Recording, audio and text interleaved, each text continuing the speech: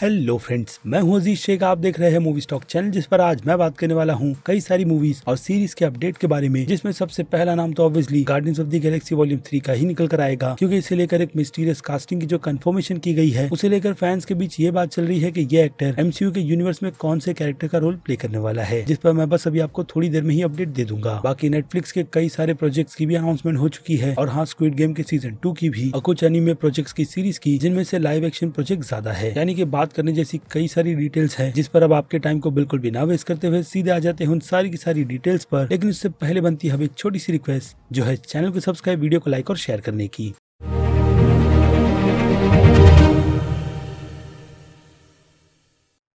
So friends, तो सबसे पहले अपडेट की शुरुआत करते हैं guardians of the Galaxy volume 3 film से, जिसके ऑफिशियल प्रोडक्शन को अब शुरू कर दिया गया है, जिसकी ऑफिशियल पिक आपको स्क्रीन पर दिख रही होगी, जो कि ऑब्वियसली जेम्स गन फिल्म के प्रोडक्शन को शुरू करने से पहले हर बार क्लिक करते हैं। लेकिन इस बार इस कास्टिंग में हमें दो एक्टर बिल्कुल नए नजर आने वाले हैं, जिनमें से एक कास्टिंग की कंफर्मेशन तो पहले ही कर दी गई थी, जो कि ऑब्वियसली विल पॉटलर की है, जिन्हें हम इस यूनिवर्स में यानी कि एमसीयू के यूनिवर्स में एडम वॉरलॉक के कैरेक्टर का रोल प्ले करते हुए देखने वाले हैं। साथ ही साथ पुरानी सारी की सारी कास्टिंग भी रिटर्न आएगी, जिस लिस्ट में अब एक और नाम विल पॉटलर के अलावा चुकवुडी इजुई का भी जुड़ गया है, और उन्हें लेकर फैंस के कई सारे दावे भी निकल कर आए हैं कि वो इस फिल्म में किस कैरेक्टर का रोल प्ले कर सकते हैं, क्योंकि इसकी अपडेट किसी और ने नहीं बल्कि खुद जेम्स गन ने ही दी है, जिन्होंने सबसे पहले तो चुकवुडी के अपीयरेंस के होने की कंफर्मेशन कर दी, यानी कि कास्टिंग की लिस्ट में उनके नाम की कंफर्मेशन, जिन्होंने उनके साथ इसके पहले पीस मेकर जैसी डीसी की सीरीज में काम भी किया है, जिनकी परफॉर्मेंस जेम्स गन को बहुत ही ज्यादा पसंद आई है, और उसी परफॉर्मेंस से इम्प्रेस होकर उन्होंने एमसीयू में भी बात की और चिकवुडी को एक रोल दिला दिया है। अब ये रोल कोई छोटा मोटा रोल नहीं, क्योंकि जेम्स गन के अकॉर्डिंग उन्होंने जो रोल चिकवुडी को दिया है, उसे लेकर कई बड़े बड़े एक्टर का नाम निकल कर आया था, और कई सारे एक्टर इस रोल को एमसीयू के यूनिवर्स में प्ले भी करना चाहते हैं। लेकिन फाइनली जेम्स गन ने अपनी कास्टिंग कर ली है, और यहीं से ये चीज निकल कर आई है, यानी कि फैंस की थियरी, जिसमें उनका दावा कई सारे एमसीयू के कैरेक्टर्स पर है, खास करके गार्डियंस ऑफ द गैलेक्सी के ही यूनिवर्स से रिलेटेड। और इस लिस्ट में सबसे पहला नाम नोवा के कैरेक्टर का निकल कर आया था, जिस कैरेक्टर को लेकर रूमर भी चल रही है। लेकिन जितनी पॉपुलैरिटी जेम्स गन बता रहे हैं उस कैरेक्टर को लेकर, वो नाम नोवा का तो बिल्कुल भी नहीं है। लेकिन हु नोज कि कैरेक्टर नोवा का ही हो, जिस पर कई अपडेट मैं आपको अपने चैनल पर दे चुका हूँ। उसके बाद इसी लिस्ट में दूसरा नाम हाई एवोल्यूशनरी का भी है, यानी कि फिल्म के थर्ड पार्ट के विलन, जिनकी स्टोरी को इस फिल्म में पिक कर रॉकेट के भी पास को थोड़ा बहुत एक्सप्लोर किया जाएगा। कितना उसकी डिटेल मेरे पास नहीं, लेकिन इस कैरेक्टर के लिए रूमर जिस एक्टर की निकल कर आई थी वो थे मार्क हैमिल, जो शायद से इस फिल्म में कास्ट भी कर लिए गए हो इसी कैरेक्टर के रोल के लिए। और इस कैरेक्टर को भी लेकर मैं यही बात कहूंगा कि ये कैरेक्टर उतना फेमस नहीं है जिस रोल के लिए बाकी दूसरे एक्टर्स भी अपना नाम आगे रखे। इसलिए यहाँ से सीधे आ जाते हैं इटर्नल्स के यूनिवर्स पर, यानी कि इटर्नल्स फिल्म पर ही, जिसे यूनिवर्स के ऐसे चैप्टर पर बेस कर बनाया गया है जो कि कल्पना से परे है, या फिर कहूँ कॉस्मिक एनर्जी, जिनमें बात एमसीयू के गॉड सेलेस्टस की होती है, और उनमें से एक कैरेक्टर या फिर कहूँ थैनोस के बाद आने वाला सबसे बड़ा खतरा सेलेस्टस ही है, खास करके एमरिश, जिसने अर्थ से सीधे इटर्नल्स को किडनैप किया है, और उसकी स्टोरी को आगे कंटिन्यू भी किया जाएगा। लेकिन वो कंटिन्यूएशन इटर्नल्स फिल्म के सीक्वल में देखने मिलेगा या फिर एमसीयू के बाकी दूसरे प्रोजेक्ट्स में, उसकी ऐसी कोई भी कंफर्मेशन नहीं है। लेकिन राइटर्स की तरफ से और हाँ, फिल्म के एक्टर्स की भी तरफ से इटर्नल्स 2 का टीज दिया गया था। लेकिन दोनों राइटर्स की तरफ से एक और बात जो कही गई थी वो यही है कि सेलेस्टस को लेकर एमसीयू के यूनिवर्स में बहुत ही अच्छी स्टोरी का बिल्डअप किया गया है, जिसमें आगे भी बहुत कुछ आना बाकी है। और साथ ही साथ वहाँ पर उन्होंने अर्थ ईटर की भी बात कही है, यानी सिंपली कहूँ तो गैलेक्टस की, जो थैनोस के बाद आने वाला सबसे बड़ा खतरा है। और इटर्नल्स फिल्म में हमने सेलेस्टस को ऐसे बड़े बड़े कारनामे करते हुए देख भी लिया है, और ऊपर से आयरन मैन ने फिंगर को स्नैप कर जो एनर्जी को प्रोवाइड किया है थैनोस के बाद ही, उससे इमर्जेंस शुरू हो गया था, वो भी काफी जल्दी, जिसका रिजल्ट हमने इटर्नल्स फिल्म में देखा है। जो हो सकता है कि इस एनर्जी से किसी और को नहीं बल्कि वर्ल्ड ईटर, जिस कैरेक्टर का काम पूरे प्लेनेट को खाना है और उसी से उसकी भूख मिटती है, या फिर सिंपली कहूँ तो गैलेक्टस सेलेस्टस की पॉपुलेशन को कंट्रोल में रखता है। यानी कहीं ना कहीं हिंट गैलेक्टस के कैरेक्टर का ही दिया जा रहा है, जिसे बिल्डअप करने के लिए एमसीयू को अच्छा खासा टाइम चाहिए। ऐसे में Kang the conqueror, Thunderbolt, dark world से चितौर, नाइटमेयर जैसे विलन्स भी हमें अपीयरेंस होते हुए नजर आने वाले हैं। लेकिन इस फेज 4 में मेन विलन कौन होगा, उस पर से अभी तक सस्पेंस खत्म नहीं हुआ है। हालांकि टीज दिए जा रहे हैं, और जहाँ पर गैलेक्टस का नाम निकल कर आता है, तो आप ये बिल्कुल भी मत सोचिएगा कि मैं यहाँ पर बात चुकवुडी की इसी रोल के लिए कर रहा हूँ। हालांकि ये नाम बहुत ही ज्यादा पॉपुलर है गैलेक्टस का, लेकिन फिर भी एमसीयू की तरफ से इतनी जल्दी एक ही फिल्म में इतने बड़े कैरेक्टर्स का टीज नहीं दिया जाएगा। लेकिन हाँ, एक कैरेक्टर का दिया जा सकता है जिसका काम गैलेक्टस के लिए उन एनर्जी को ढूंढना है, यानी कि और जैसे प्लेनेट को ढूंढना, जिसका काम मार्वल की कॉमिक बुक में सिल्वर सर्फर जैसा कैरेक्टर करता है। और फैंस की सबसे ज्यादा तगड़ी थियरी इसी कैरेक्टर को लेकर है कि चुकवुडी इसी कैरेक्टर का रोल एमसीयू के यूनिवर्स में प्ले करने वाले हैं, जिसे लेकर कई सारे एक्टर्स का नाम भी आगे आगे निकल कर आया था, इसलिए इस कैरेक्टर पर सबसे ज्यादा डाउट होता है, बाकी और दूसरे किसी भी कैरेक्टर्स पर बिल्कुल भी नहीं। और इस कैरेक्टर को भी टीज नोवो की तरह ही कई बार दिया गया है। ऊपर से स्टैन ली ने भी इस कैरेक्टर से रिलेटेड यही कंफर्म किया था कि सिल्वर सर्फर के प्रोजेक्ट पर भी एक फिल्म की प्रॉपर प्लानिंग की जा रही है, जो अनफॉर्चुनेट उनके रहते हुए तो बिल्कुल भी नहीं हुई है। लेकिन अब हु नोस कि इस कैरेक्टर को लेकर guardians of the Galaxy volume 3 में किसी तरीके की प्रिपरेशन की भी गई है या नहीं। लेकिन अब चांसेस तो इसी कैरेक्टर के सबसे ज्यादा है। बाकी दूसरे हिंट मैंने आपको काफी अच्छी तरीके से दे दिए हैं इन कैरेक्टर से रिलेटेड, जिस पर और जैसे ही कोई अपडेट निकल कर आती है तो नो डाउट मैं आपको उसकी भी अपडेट दे दूंगा, क्योंकि जेम्स गन काफी ज्यादा माहिर है, या फिर कहूँ ट्विटर पर बहुत ही ज्यादा एक्टिव लोगों के सवालों के जवाब देने में, ताकि लीक से पहले वो चीजों को कंफर्म कर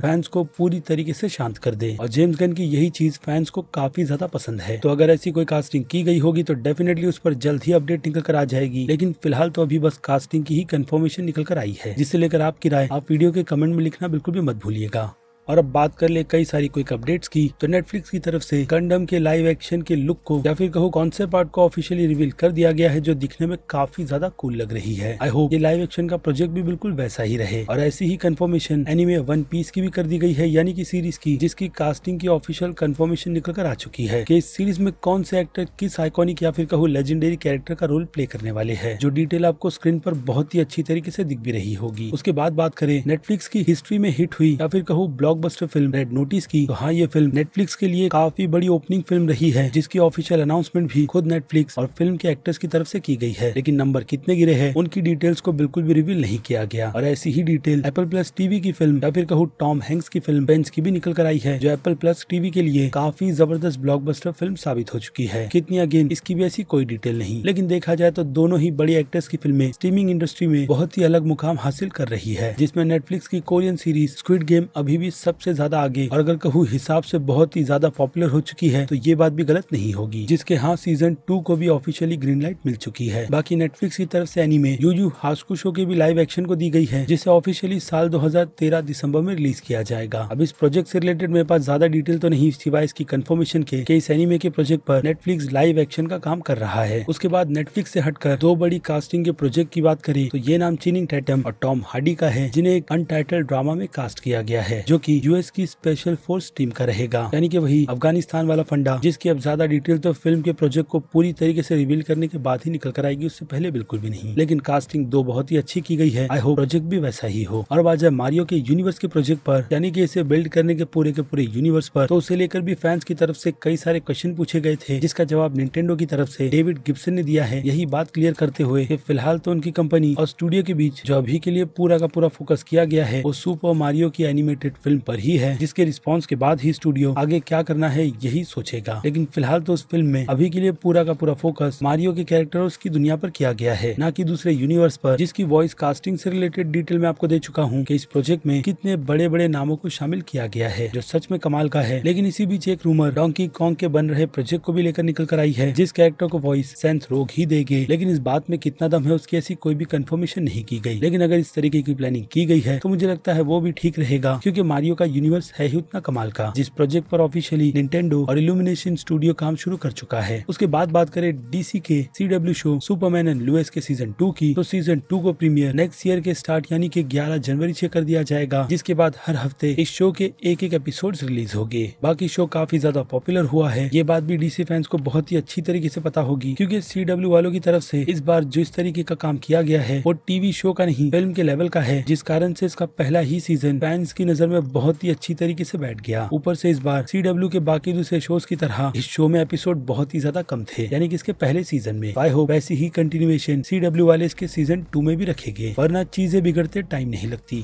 उसके बाद बात करें डिज्नी के यूनिवर्स की सबसे बड़ी एक और फ्रेंचाइजी स्टार वॉर्स के यूनिवर्स की, तो इस यूनिवर्स में पैटी जेंकिंस का एक प्रोजेक्ट बन रहा है, यानी कि एक फिल्म जिसका टाइटल स्टार वॉर्स रोग स्क्वाड्रन रखा गया है। तो ये फिल्म फिलहाल तो अब कुछ कंफर्मेशन के हिसाब से इसके टाइम के रिलीज पर रिलीज नहीं हो पाएगी, जिसके पीछे का रीजन फिलहाल तो पैटी जेंकिंस का शेड्यूल है, जिसे वो प्रॉपर तरीके से फॉलो नहीं कर पा रही, खास करके इसी फिल्म को लेकर। यानी कि ये फिल्म 22 दिसंबर ईयर 2023 में शायद से रिलीज नहीं होगी। बाकी पैटी जेंकिंस के दूसरे और बाकी प्रोजेक्ट्स की बात करें तो हो सकता है कि ये चीजें नहीं वंडर वुमन 3 फिल्म नहीं बल्कि क्लियोपैत्रा की वजह से हो रही है, जिस फिल्म के प्रोजेक्ट की अनाउंसमेंट वंडर वुमन 1984 फिल्म के बाद की गई थी। यानी कि पैटी जेंकिंस अभी इसी फिल्म के प्रोजेक्ट में पूरी तरीके से बिजी है, जिसके शेड्यूल को खत्म करने के बाद ही वो अपने अगले प्रोजेक्ट में बिजी हो सकती है, जो कि स्टार वर्स का रहेगा, जिसे खत्म करने के बाद वो वंडर वुमन 3 फिल्म के प्रोजेक्ट पर काम करेगी, जो उनके प्रोजेक्ट की लिस्ट में सबसे लास्ट पोजीशन पर रहेगी। वेल, तो ये थी सारी की सारी अपडेट बॉलीवुड की फिल्म और सीरीज से रिलेटेड, जिन्हें लेकर अब आपकी क्या राय है उस बारे में मुझे कमेंट करके जरूर बताइएगा। क्योंकि अब वक्त है वीडियो को यहीं पर खत्म करने का। मैं हूं अजीज शेख, आप देख रहे थे मूवी स्टॉक चैनल, जिसे अगर आपने अभी तक सब्सक्राइब नहीं किया है तो सब्सक्राइब कर लीजिए और बगल में बने हुए इस बेल आइकन के साथ साथ नोटिफिकेशन को भी ऑल पर क्लिक कर दीजिएगा। बाकी अब मैं मिलूंगा जल्दी आपसे दूसरी किसी फिल्म या फिर किसी और प्रोजेक्ट पर बात करते हुए। तब तक के लिए आप मेरे चैनल के बाकी दूसरे वीडियोस को भी एंजॉय कीजिए और टिल देन